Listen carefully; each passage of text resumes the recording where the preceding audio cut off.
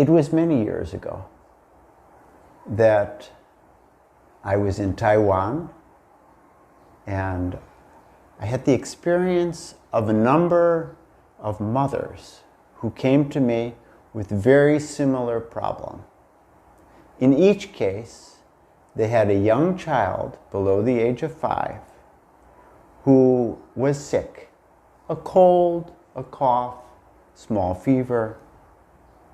And in each case, I told them it would be very good if your child could fast, but normally children don't fast, and it couldn't, and therefore you let your child only eat juicy fruit for a few days.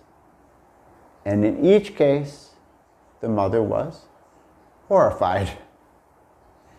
Because in Chinese system, for which I have tremendous regard, there is the concept that fruit is cold. And when we catch a cold, it is also something cold. And therefore, cold and cold is not good. But I said to them, because this is naturopathic system, I said to them, just try it and see. Just a few days, you try and see. And in each case, and this was funny, they all came back within maximum of 3 days with the very same words, "It's a miracle." In each case, the child was cured and they couldn't understand why. Well, I explained to them. Now I'll give you another interesting case. It's also quite some years ago, maybe 10, 11 years ago now. I was here in Maharlika, means Philippines, and a pregnant woman came to me in her 4th month, and she was feeling a lot of difficulty in her stomach. And I said to her, normally it would be good to fast, but you're pregnant, and therefore, why don't you just take juicy fruit? Just a few days. And she was happy to do it in that case. She did it. And then every time I saw her after that during her pregnancy, she told me, now I'm feeling very, very good, Dada. But I neglected to ask her what she was eating, and I only came to know after she had the child, during which time her labor was very little, and a fantastic child who many years later now, she's a very angelic, beautiful child. Until the time, I only came to know later, until the time of her birth, of giving birth, she continued with that fruit diet, and she only took some cottage cheese and a little bit more other things. Now the question is, why did these people get such good results from only taking fruit? Well, I'm not going to just be talking about fruit in this video, but I am going to talk about raw food. You know, in these videos, the most important thing of which we are speaking is how to make the immune system strong, or at least how to make it really in a good condition, because it can also be too strong sometimes. So we want it perfectly balanced and healthy. And in order to do that, in order to prevent the virus from coming, or when it does come, to minimize its effect, in the yogic system, the raw food is very important. I will be talking also about cooked food, probably in the very next video, and I consider a mixture of raw food and cooked food is good, and so I'll be explaining that later. But for now, I just want to concentrate on raw food because it's really very crucial, it's really very important. Regarding the taste of raw food, you may or may not like. And I will explain toward the end of this very video how to make your raw food tasty. I'll come to that. Some of you, when you eat raw food, you may get some disturbance in your stomach because you're not used to it or because your digestion system is very weak. I'll also address that and make it easy to deal with. But that's all later. Now I just want to tell you the philosophy, the science behind all of these things, behind the concept of raw food. It is very well known that when fruits and vegetables are cooked, they lose so much of their nutrition. To begin with, the vitamins. Maximum vitamins are very much diminished or lost. And the most important ones in regard to this virus, for example, is the vitamin C, thiamine, and folic acid. These three in particular are very crucial for strengthening the immune system, and all of them are very much diminished through a cooking process. Second, in every fruit and vegetable, there is an enzyme particular to that fruit or vegetable. In this way, there are more than 10,000 enzymes.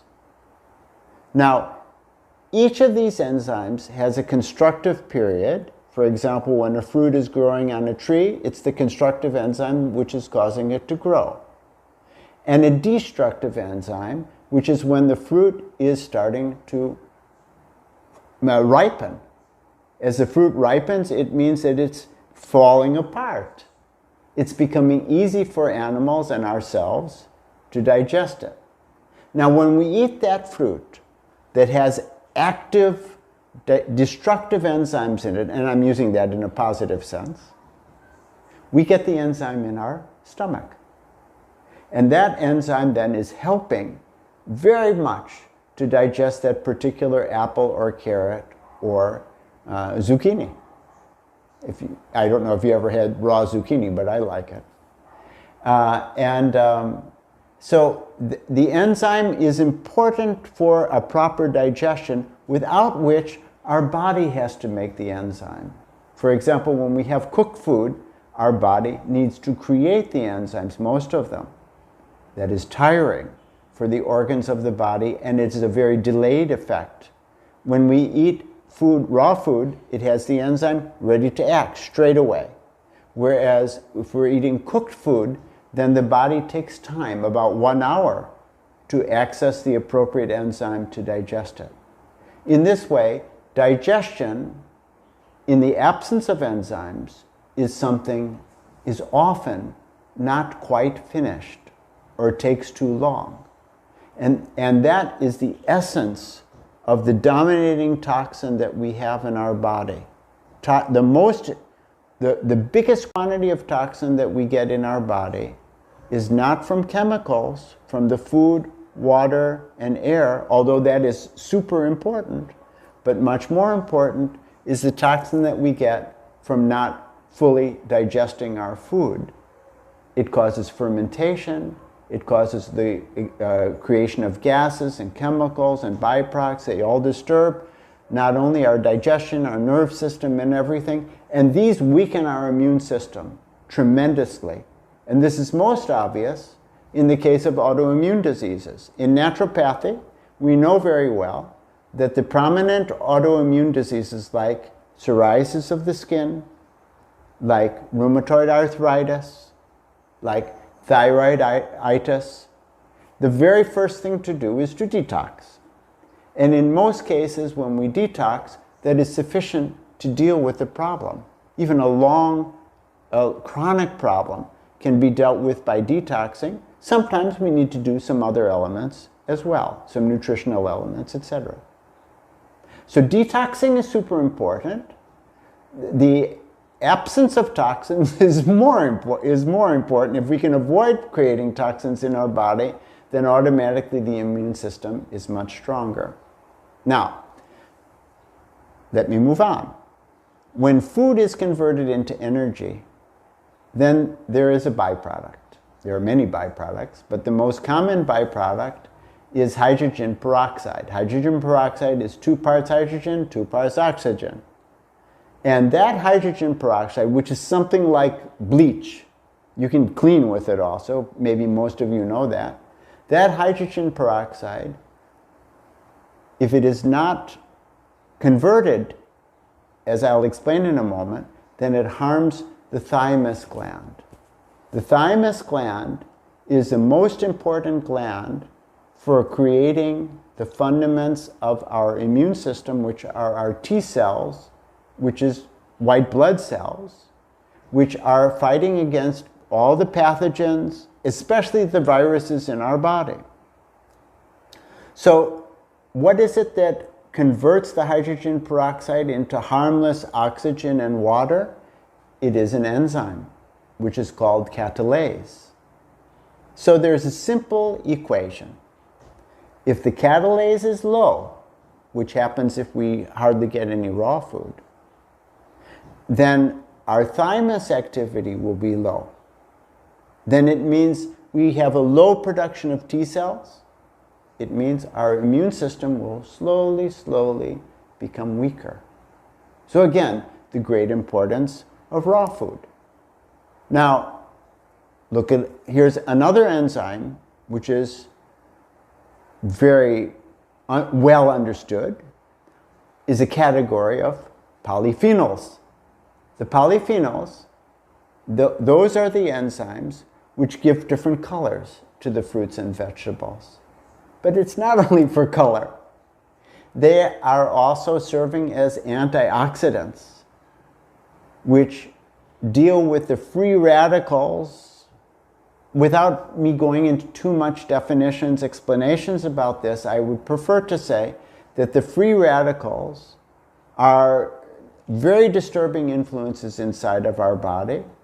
These are electrons gone wild, essentially. And so the antioxidant, it allows them, these free radicals, to be joined together and become harmless, joined with oxygen to become harmless.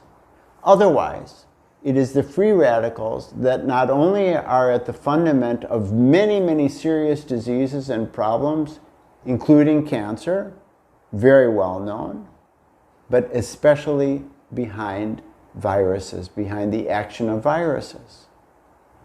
So for example, polyphenols become very well known. I think it was about 15 years ago that there was SARS. SARS was, of course, an epidemic. And that epidemic had a secondary name, and its secondary name was, it was a coronavirus. That was coronavirus number 1, and the present one is coronavirus number 2. So the polyphenols, they were super important to help to overcome SARS. And the polyphenols were also destroyed by heat. Okay, let me leave all of that science aside, that kind of science, and go straight into the yogic concept, because in yoga we understand that the vital energy of life, the vital life force, that is called prana, P-R-A-N-A. And prana, where there is more life, there is more prana. When you see someone's face sparkling, there's more prana. When they naturally smile, there's more prana. When you see their eyes sparkle, when their health is good, there's more prana. So for example, the most living food that we eat is sprouts. Sprouts are raw. I will explain, I'll present something more about sprouts in another video.